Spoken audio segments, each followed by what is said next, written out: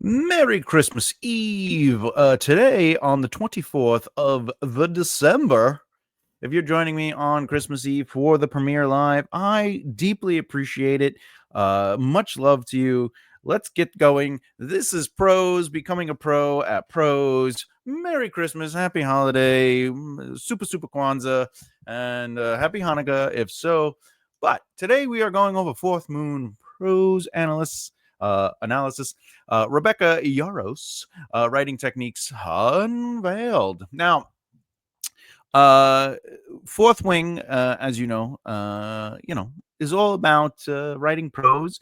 It was a big hit, and we're gonna go over the prose and see how it works out. We're gonna look for does every line move the plot forward, add character or world building. One or more of those elements are always important.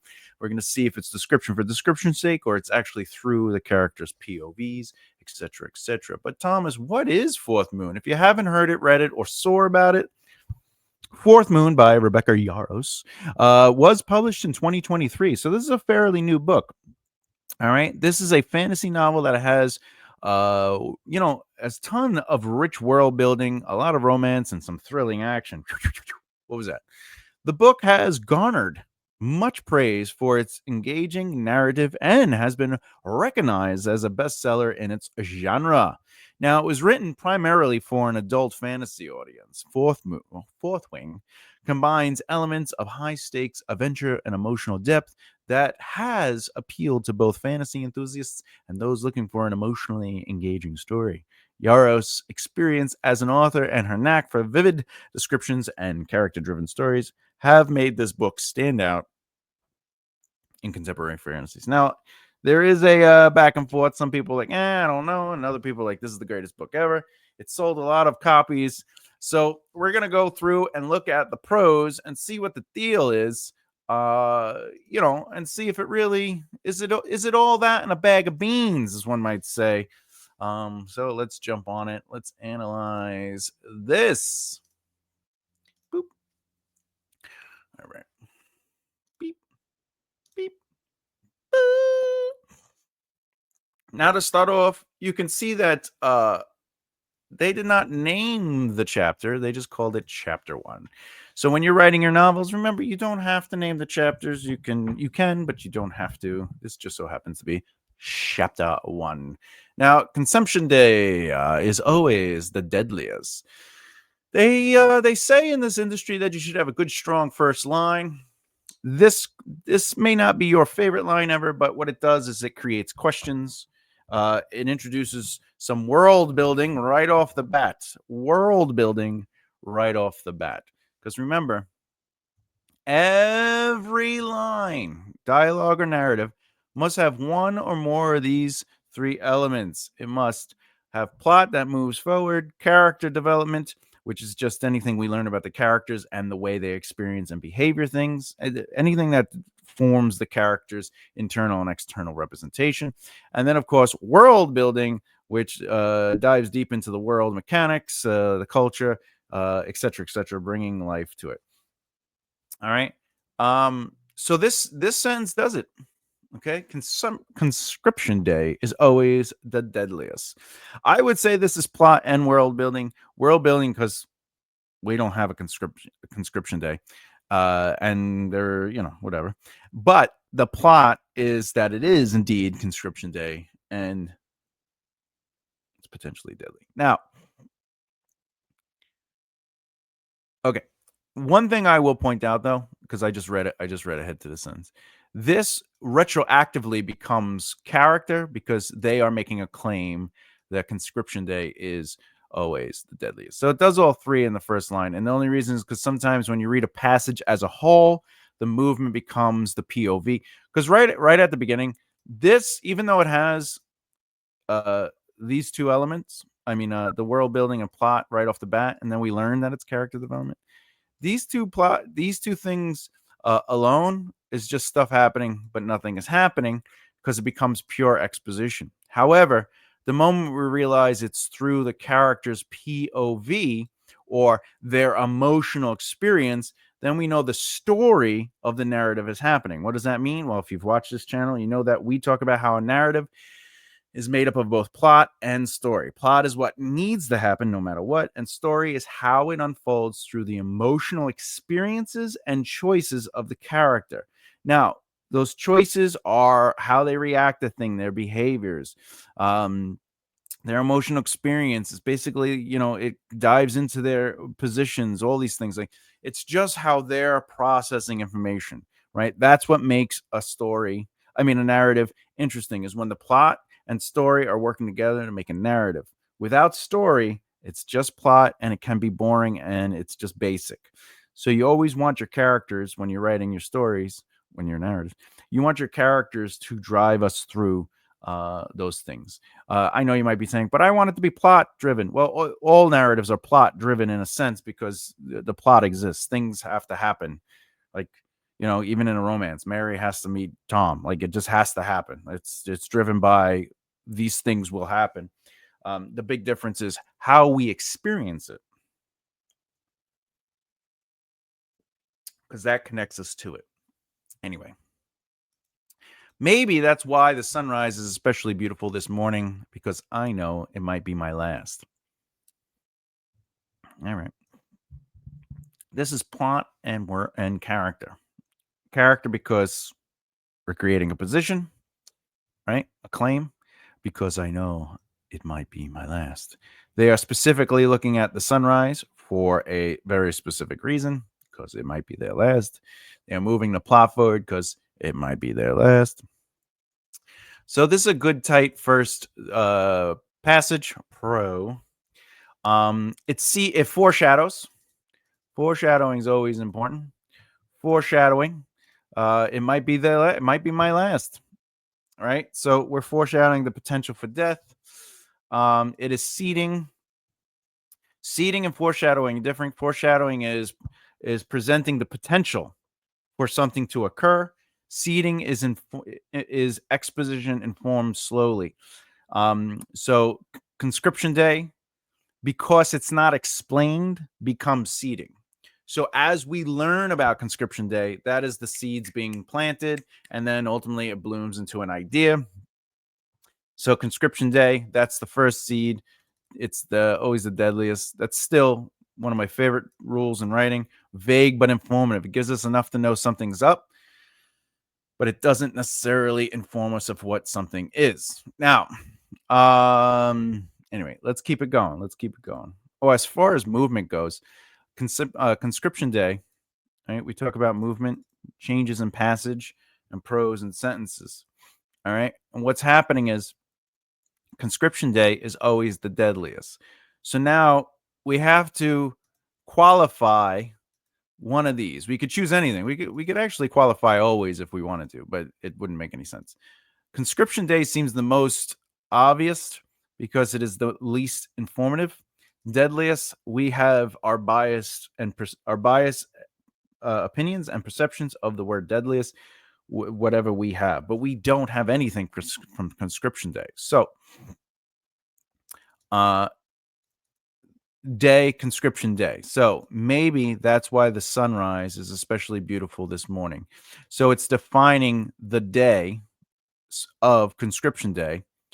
And then because I know it might be my last, which is also qualifying deadliest. All right. And that's how you create movement in passages and sentences. You want something from that sentence to be qualified or built on. When I say qualified, it means that we explain it. Like, for example, if I go, Thomas stood in the alley. Now I could either qualify Thomas or the alley, right? And maybe I will do both. Maybe I can do both, right? So Thomas stood in the, well, if I do this, if I go, Thomas stood in the alley, right? So now we have to qualify something in that sentence for it to have movement. He pulled his jacket tighter around his thick shoulders, blocking the wind tunneling down the thin passage.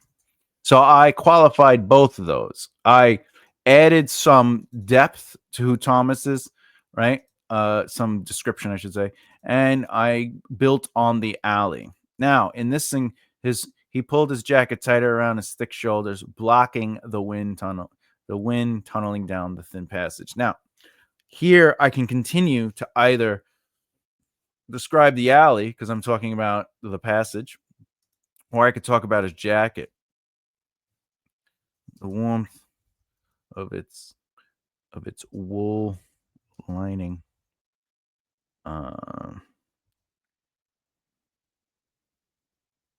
Wool lining soft against his pale, sickly skin. The warmth of its wool lining soft against his pale, sickly skin. Irritated his nerves. All right, irritated his nerves. Okay, so a lot is going on there, but we started with Thomas stood in an alley, very straight. Then we qualified that. We explained both. He has Thomas has a jacket on, and it's a thin alley with wind passing by. So we have the wind. I'm going to qualify the wind. It's going to have a cause and effect. Wind causes the warmth to be something that Thomas notices. He pulled his jacket tighter. Jacket. We want to continue to qualify the jacket, and we're actually going to ignore the passage. So the warmth of its wool lining, soft against his pale, sickly skin, irritated his nerves. So the most informative thing we could do is get into the sickly element of it. So it might be a cough pushed from his throat, covering his hand with blood.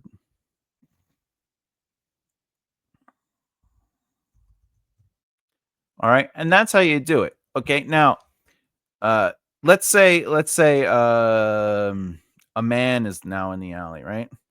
A man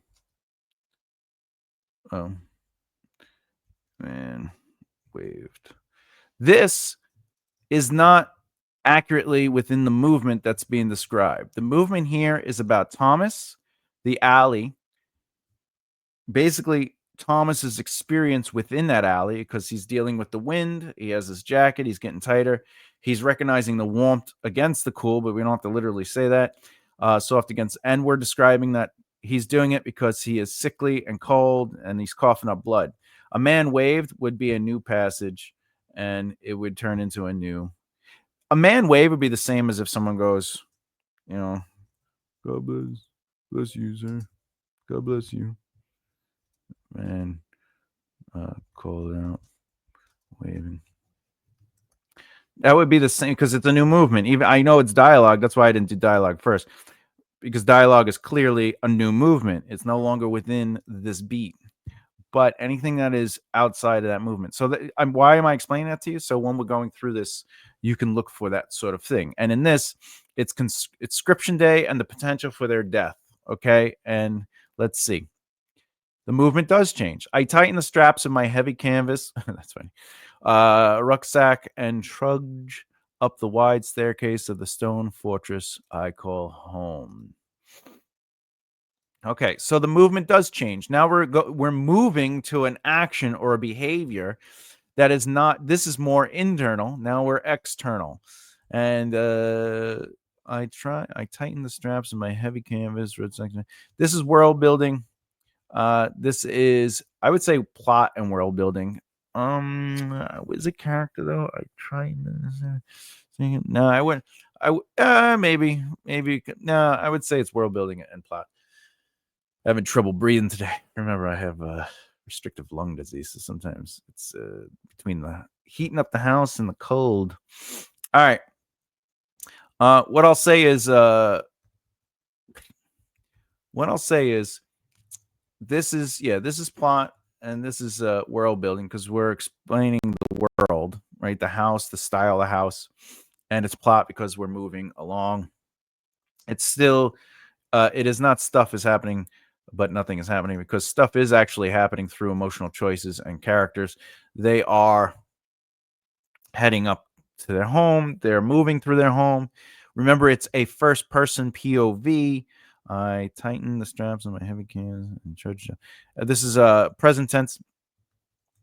But what really helps is that the words used. I've talked about this in every video because apparently everything is written in first person present. Make sure that the words you use and what they notice is through the character's choices. So the character specifically paying attention to the fact that they tighten their straps.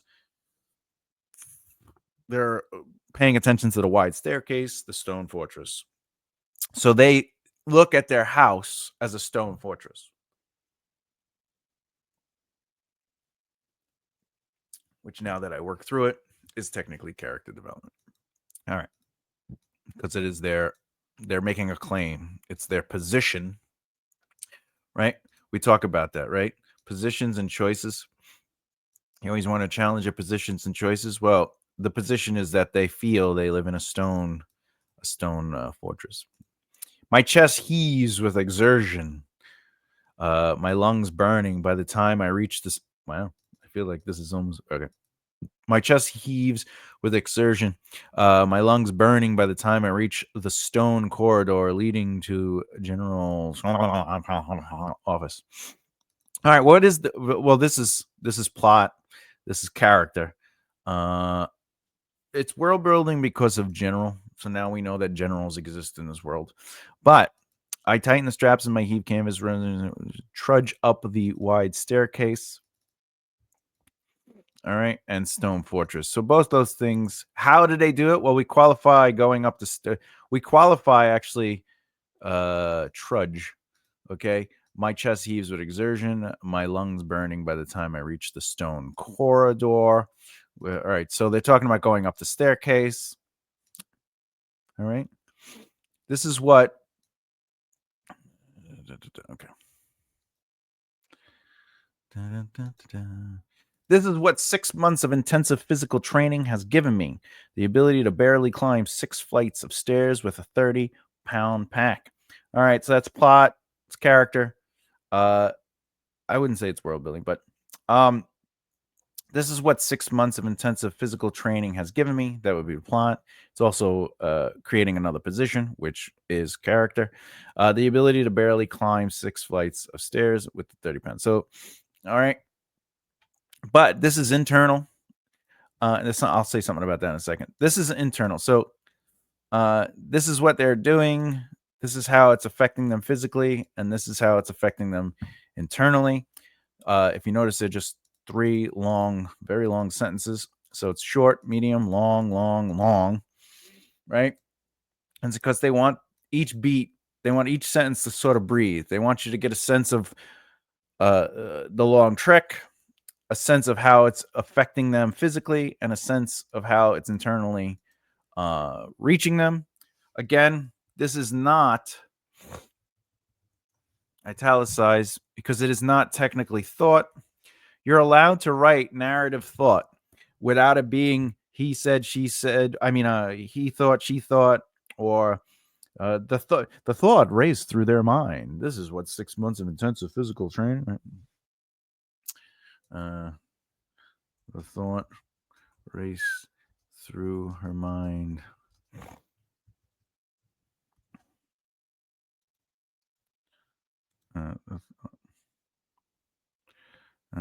Actually, a thought raced through her mind. Her mind. Oh wait, her mind. This is what 6 months, right? Like I could have did that, but anyway. So when you're writing, remember sometimes you're allowed, not sometimes, but you're allowed to place the thought or their opinions on things within the narrative without having to worry about thought or they thought, a thought. Like you don't have to do that. Like you can clean it up. Like you could even I tighten the straps on my heavy canvas. My chest heave. She felt she placed her hand on her chest and felt it heave with exertion. Right? Like some people write like that, and that's okay when you're writing your first draft. Like just get out. He said, he felt, he heard, they listened, they saw. You can write all that in the first, second draft. Just get it out there. But when you go back, like he saw the two men walk through the door. In reality, the cleanup and when you're doing line editing and editing, to make it concise and really clean it up, we don't need he saw two men walk through the door, right? Now, you could even get a little bit more interesting. Well, why don't we have them do something else? Two men entered the room sitting. Oh, they were standing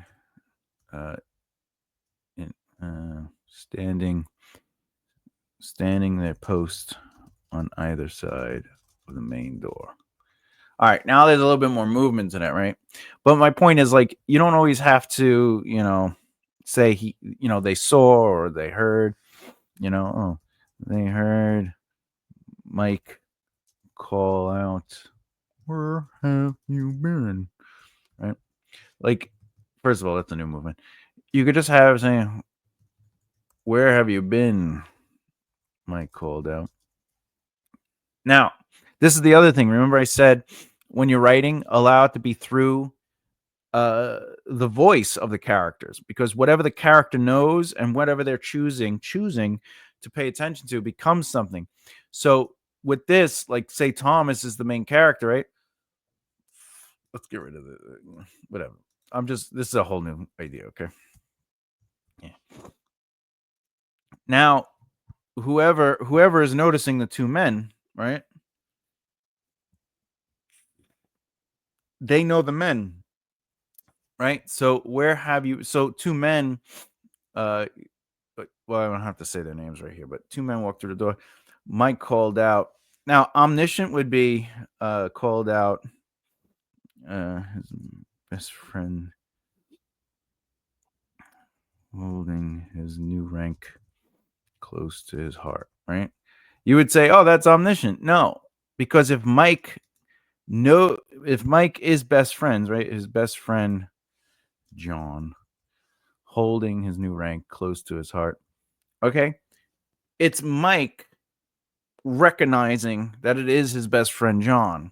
And you wouldn't even have to use John, but you can, to inform the reader. But his best friend holding his new rank close to his heart. By the way, that's vague but informative. You're allowed to do that. You're allowed to. This is technically telling and commentary. This is lyrical, not poetry. Poetic. Flowery, as they would say. Lyrical and flowery are not the same thing. So when you're writing, you can have these moments in there, these sort of thoughts. Here's another thought. I'm so fucked, but it's not italicized. By the way, fun little game here. This is character. It's foreshadowing, and it is plot. All right, the thousands of 20-year-olds waiting. Jesus. All right. The thousands of 20-year-olds waiting outside the gate to enter their chosen quadrant for service are the smartest and the strongest in Navari. This is world building and plot. Hundreds of them have been preparing the chance to become one of the elite since birth. Oh, nice. Okay. I've had exactly 6 months. Okay. If this line didn't exist, this is stuff is happening, but nothing is happening. And the reason is because it's just pure exposition, right? Pure exposition. It is not character exposition because it's not through the thought process or exploration of a character. And it is description for description's sake. All right. But because you add the character's POV to the movement of the passage, it now becomes an emotional experience choices. We're defining positions and challenging those positions. All right. This is what she is noticing. So now this becomes character, and hundreds of them have been preparing for the race. This is plot, world building, and now character. And then she's making a claim. I've had exactly 6 months. Okay. I'm so fucked as a claim. All right. Now we're going to explore that claim. This is why she feels that she's so fucked. Okay. Excuse the language. All right.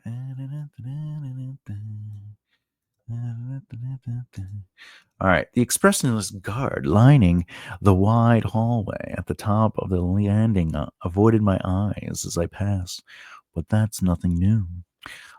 This is a plot because we are watching things unfold. It is character.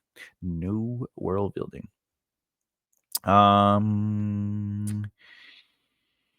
This is stuff actually happening. Okay. Because it is through the character. They're experiencing it.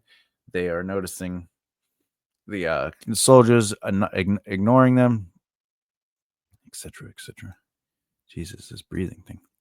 Besides, being ignored is the best possible scenario for me. That is an internal thought, obviously. That is character development, potentially foreshadowing. All right. Oh, boy. Being kind to, well, okay. War College isn't known for being kind to, well, anyone, even those of us whose mothers are in command. Oh, okay. All right. There's a lot going here. This is character development. Okay. This is character development, world building, and plot. The War College is world building. The fact the mother is a commander. The only reason that's world building is because we're saying that a woman is the commander. Okay. In some cultures, that might be considered, but you have to still define that. And that little bit of information, like, for example, in my fantasy world, the Naradita, or most communal groupings, anyone could try out to become anything. Everyone could try to be a warrior, everyone could try to be a shaman, everyone could be a harvester, anyone. They could do whatever you want. You get to choose it. You just have to be able to do it. So if you can do it and you pass the trials, then that's what you are, right? So there are women warriors and there are men warriors. Just like there are men harvesters and some women harvesters, right? So it doesn't, right? But that is a world building element because it is a cultural aspect. So the mother being a commander is a cultural aspect, world building. It is also Jesus. I'd say that's also plot. Also, Basquianth. Yeah. Well, remember, every syllable has one vowel sound. So Basquiath. I wonder if that's right. Let's see. Basquiath. Hey, everyone. Basquiath. Basquiath. Oh, all right. Okay. Okay. All right. It's Basquiath. Nice. Basquiath. Oh, I get, yeah. Okay. All right. Jesus. All right. Anyway. What's with all these long sentences? Yeah, long. This is really long, really long, really long. This is super long. This is long. This is small. This is really long. I would say that's medium. This is super long. This one. All right. Every Navarian world building officer, whether they choose to be schooled as healers, scribes, infantry, or riders, more world building, is molded within these cruel walls over 3 years. This is so far pure exposition. Let's see if it changes. Honed into weapons to secure our mountainous borders from the violent invasion attempts of the kingdom of Boromir. Because This is probably a diphthong. And they're Griffin Riders. Okay, so far that is all pure exposition. Oh, this is all okay. All right, here we go. Wow, this is the first time I get to do this. Okay, let's get it in. This is the first time in this series I get to actually explain some critiquage. All right, the weak don't survive here, especially not in the Riders quadrant. The Dragons make sure of that. All right, I think. Okay, since we know we are in the POV of the main character, these are claims. This becomes a claim. The weak don't survive here, especially not in the Riders quadrant, and the Dragons make sure of that. This is all a claim. It's a position. So it becomes character driven, right? These lines. And it is no longer pure exposition. It becomes character exposition because the character themselves is explaining this. However, we've talked about seeding. This is a lot of exposition, in my opinion. I know this book is super successful, so it's just an opinion. I'm not saying this is terrible. I'm not saying you can't do this. But this is pure exposition, in my opinion. However, it passes the test of being through the emotional experience. So it's not stuff is happening, but nothing is happening. But it does lean on this annoying exposition block. So to seed this, I would break this up.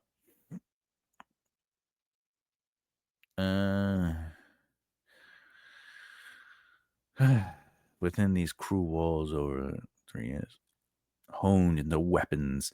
I would show this honed into weapons to secure mountainous borders. I would show the world. I would show movement through the world of the mountains. I would show them being honed weapons. So I could get rid of this because it's just a claim. At this point, it's not necessarily a truth until we see it. From the violent invasion attempts, I would actually show the violent, but this is also setting up a promise. Do I have that over here? I don't have that on me. This is setting up the foreshadowing of a promise. So there's definitely going to be a raid attempt. So just have the raid attempt, or let this come out throughout the scene and not just be like, and that's the difference. Okay, that is the difference. All right, let's see. We got a couple more quick. Ooh, dialogue. All right. Well, we know this is probably going to be the Madre. You're sending her to die. A familiar voice thunders through the general's thick wooden door, and I gasp. There's only one woman on the continent foolish enough to raise her voice to the general, but she's supposed to be on the border with the Eastern Wing. Oh, snap. It's not a mummy. Mira. Now, this is a thought. This is the first truth verbal thought. Anyway, you're sending her to die, plot. A familiar voice thunders through the general's thick wooden door, and I gasp. Ah! There's only one woman on the continent full enough to raise her voice to the general, but she's supposed to be on the border. Okay, so that's plot, but it's also character because she's making a claim, a position that someone she's supposed to be only one woman on the guy is foolish enough, right? God, I apologize. I'm like lightheaded from this air thing. So when I talk about positions and stuff like that, this is what it looks like. They don't like if I say I like the Giants, not the Jets, that is a position. Like if I say it, I like the Giants. I'm not really a Jets fan. That is a position. But if I show me wearing a Giants jersey, or I say to someone, we got to go to the game.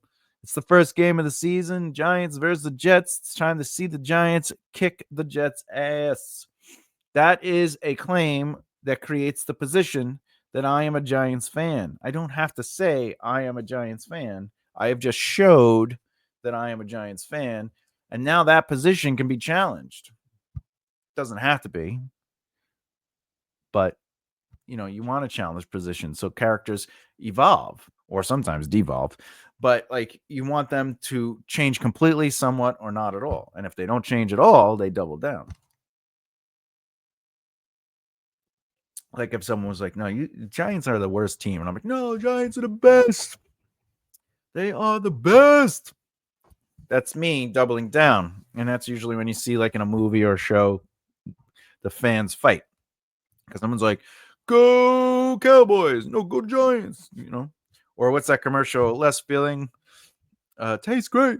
Less filling, tastes great. Those are positions, and then they're basically doubling it down. Less filling, double down. Tastes great, double down. Oh yeah, less filling, double down. Tastes great, and then they're basically fighting. There's also a lot of plot happening. There's a muffled response from the office, and I reach for the door handle. Ooh, that's plot. But it is through the character, because I. Uh-oh. Holy hell with these sentence links. She doesn't stand a chance, Myra shouts as I force the heavy door open and the weight of my pack shifts forward, nearly knocking me down. Shite. That's an internal thought. All right. Okay. And she's stand a chance. That's a position, so that's character development for this young lady. Well, she's probably a little older. Shouts as I force. This is plot and character development. It's the way she behaves. It is not world building, though. Shite. That's character. Okay. Show, sometimes tell. We're showing this character's behavior. All right. How she's handling the weight and the trudge. Specifically, she wrote, she didn't write it, but trudge. She's thinking that she is trudging up the wide staircase. Her chest heaves. That's what she's paying attention to. She's out of shape. So we are showing that instead of saying, I'm out of shape. Sentence lengths, as you can see, very long, super short, medium. So it's medium, very long, super short, medium, very long, medium. Well, this is long, really long, super short, medium, really long, super short. So it does create a rhythm, but the pacing and some, like, she wants you to feel, the writer, I'm saying the author, Rebecca, wants you to experience this long stare. So it's a slower pace because we're allowing more information. We want the author wants you to feel what the character's going through. And then internally, they qualify what it is they are going through. Okay. All right. Okay. Damn. Things change. So remember that things do change. All right. Even though this is 2023. I don't know when you're watching this video, but this video came out in 2025. Prose are usually, they're concise. Now, even though it was a longer sentences, they would just right to the point. There's not a lot of inference, as one might say. However, that doesn't mean you can't write that way. You can't write with inferred exploration, meaning like you're keeping it vague but informative more often than confirming things. There's more subtext than context. In this case, there isn't. It's just right put out there.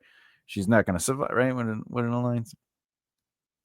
She says, the character's literally saying, "You're sending her to die." There's no subtext.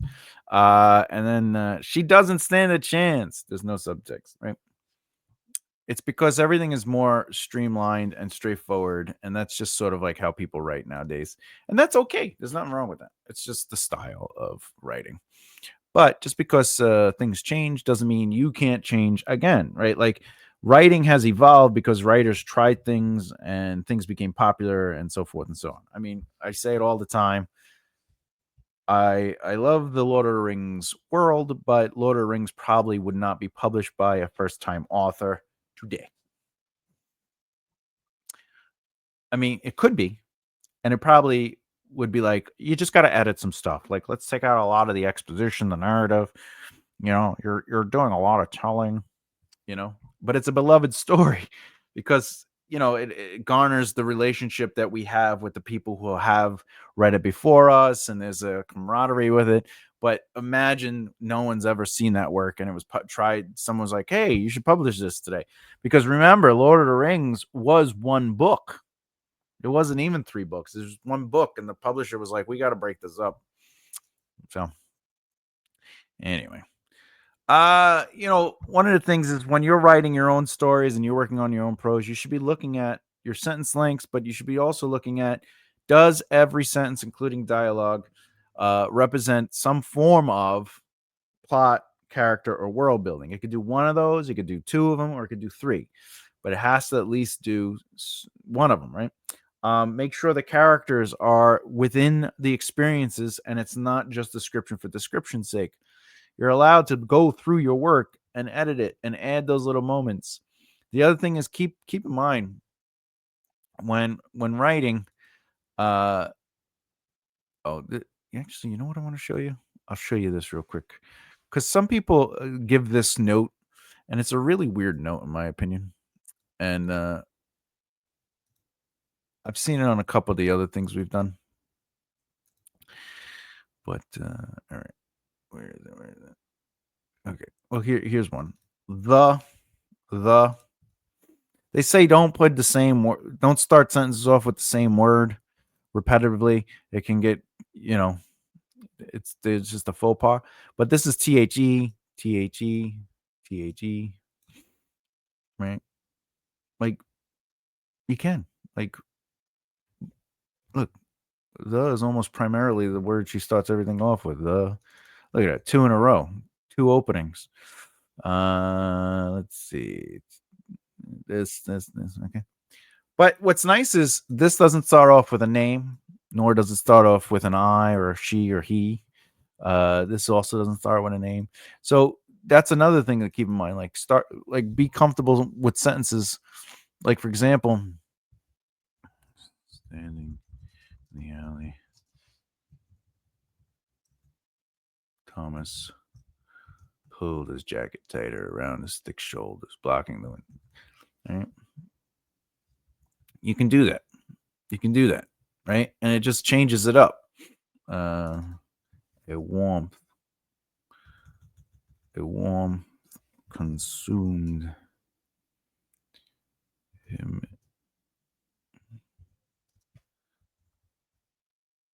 Or I should say, its warmth consumes him.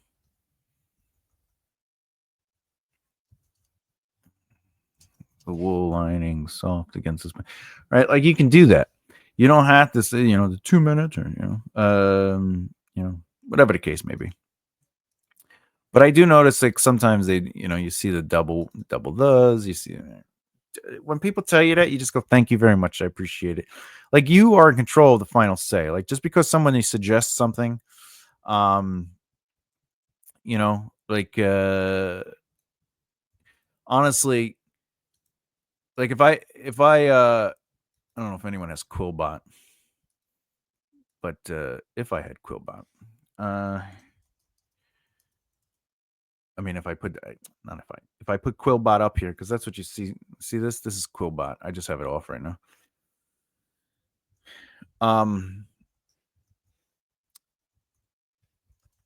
You can, whatchamacallit, sometimes, it'll still say like something's wrong, and this is a successful book.